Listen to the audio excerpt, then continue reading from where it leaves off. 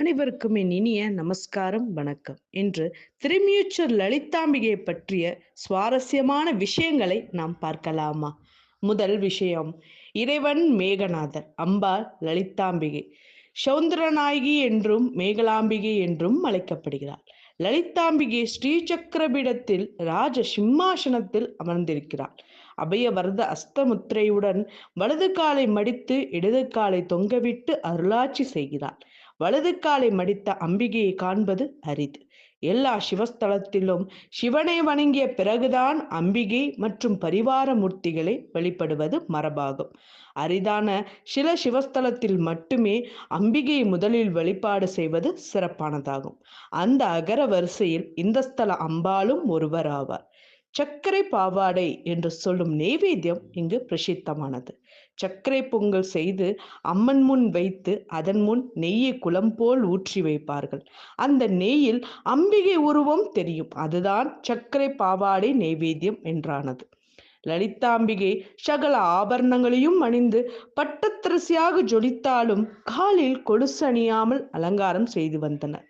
1999 ஒரு பக்தியின் கனவில் அம்பாள் தங்க கொலுசு கேட்டதால் அவர் திருமியச்சூர் ஆலய அர்ச்சகர்களிடம் தொடர்பு கொண்டு கேட்கையில் அம்பிகையின் சிலாரூபத்தில் கொலுசு அணிவிக்கும் அமைப்பு இல்லை என தெரிவித்தனர்.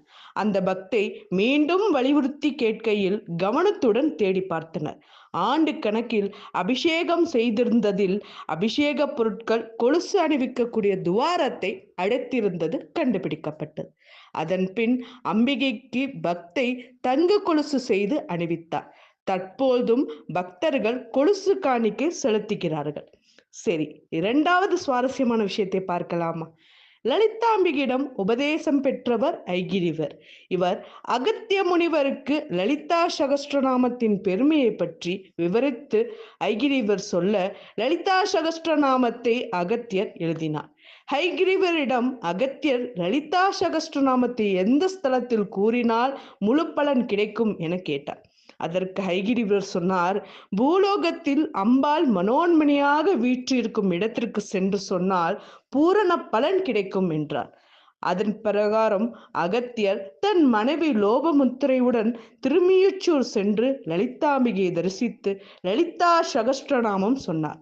அம்பாள் மகிழ்ந்து அத்தம்பதிகளுக்கு நவரத்னங்களால் தரிசனம் தந்தார். அப்பொழுது அகத்தியர் மகிழ்ந்து லலிதா நவரத்ன மாலை என்னும் ஸ்தோத்திரம் பாடினார். இப்படிதான் இந்த நவரத்ன மாலை ஸ்தோத்திரம் உருவானது.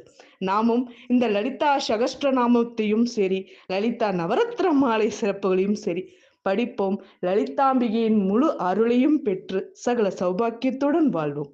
நன்றி, வணக்கம்.